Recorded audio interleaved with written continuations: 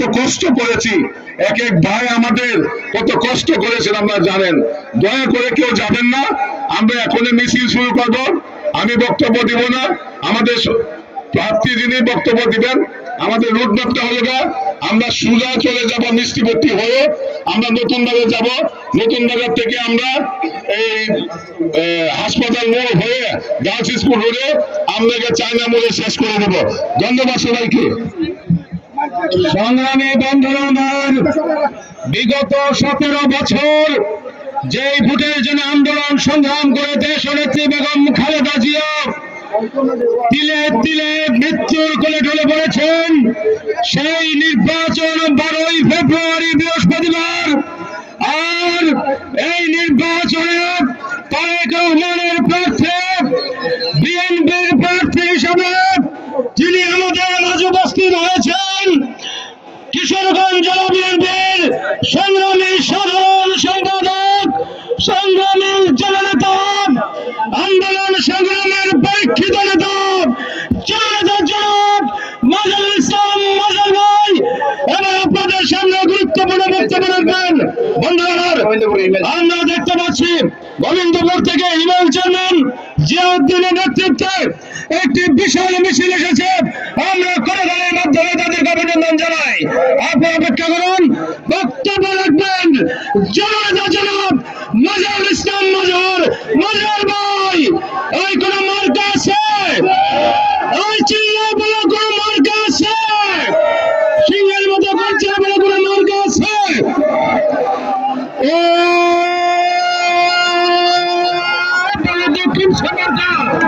সবাই বলুন, মঞ্চে বলুন, হুসেন বলেন, কিশোরগঞ্জ বলেন। ধন্যবাদ সবাইকে।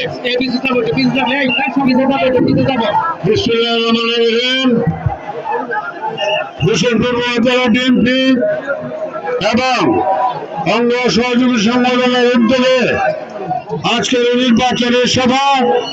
নির্বাচনের সভার সম্মানিত সভাপতি, উপস্থিত জেলা বিএনপির সম্মানিত নেতৃবৃন্দ, হোসেনপুর উপজেলা বিএনপির নেতৃবৃন্দ, অঙ্গ সহযোগী সংগঠনের সম্মানিত নেতৃবৃন্দ এবং বিভিন্ন ইউনিয়ন থেকে আগত নেতৃবৃন্দ, বাড়ির অভ্যন্তরে আমার মা বোনেরা, সবাইকে শুভেচ্ছা এবং অভিনন্দন। আজকে যে নির্বাচনী সভা, এটা নির্বাচনী সভা নয়, এটা বিএনপির মিলন মেলা। অনেকের ক্ষোভ ছিল, দুঃখ ছিল, বেদনা ছিল, অনেকের মধ্যে বিপিন ছিল, লড়ন ছিল। আজকে দেশের বৃহত্তর স্বার্থ, আজকে দলের বৃহত্তর স্বার্থ, আজকে দেশকে বেগম খালেদা জিয়ার আত্মার শান্তির স্বার্থে, দেশকে তারেক রহমানের হাতকে শক্তিশালী করার স্বার্থে, আজকে দেশে স্বাধীনতা সার্বভৌমত্ব রক্ষার স্বার্থে আজ সবাই এক মঞ্চে এসে দাঁড়িয়েছেন। আমি অভিনন্দন জানাই। এটাই হলো দেশপ্রেম, এটাই হলো দলপ্রেম। দুঃসময়ে বিএনপির নেতাকর্মীরা কখনো অনেক থাকতে পারে তাদের মধ্যে নির্বাচন নিয়ে অনেক ষড়যন্ত্র হচ্ছে, বিগত দিনেও হয়েছে। সকল ষড়যন্ত্র মোকাবেলা করে আজ আমরা আবার সুষ্ঠু নির্বাচনের দিকে এগিয়ে যাচ্ছি।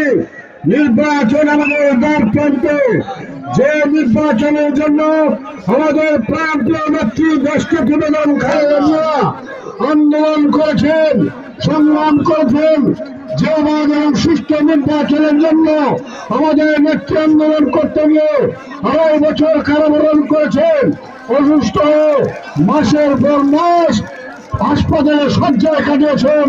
সেই নির্বাচন আমাদের সামনে, কিন্তু আমাদের প্রান্তীয় নেত্রী এই নির্বাচনের ফলাফল দেখে যেতে পারেন না।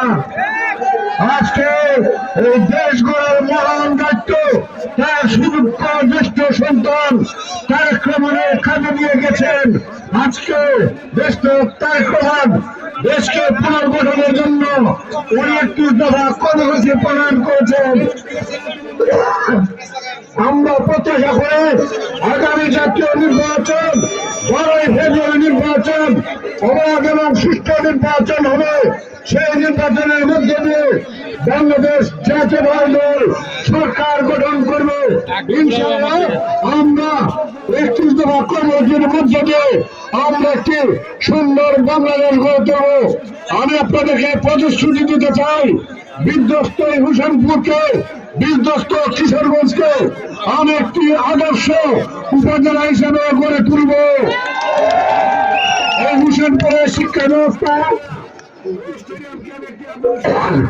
এই হোসেনপুরের স্বাস্থ্য এবং সেবা খাতকে, স্বাস্থ্য এবং শিক্ষা খাতকে আমি মানুষের দূর করে নিয়ে যাব। ইতিমধ্যে তারেক রহমান দেশের মহিলাদের জন্য প্রত্যেক লোকের জন্য ফ্যামিলি কার্ড দেবেন, যে ফ্যামিলি কার্ডের মাধ্যমে আমি প্রত্যেক মহিলা প্রতি মাসে 2,500 টাকা করে উত্তোলন করতে পারবেন। কৃষকরা পাবেন কৃষি কার্ড, যে কৃষি কার্ডের মাধ্যমে তারা ন্যায্য মূল্যে, অতি কম মূল্যে তারা কৃষি সামগ্রী তারা সরকার থেকে পাবেন।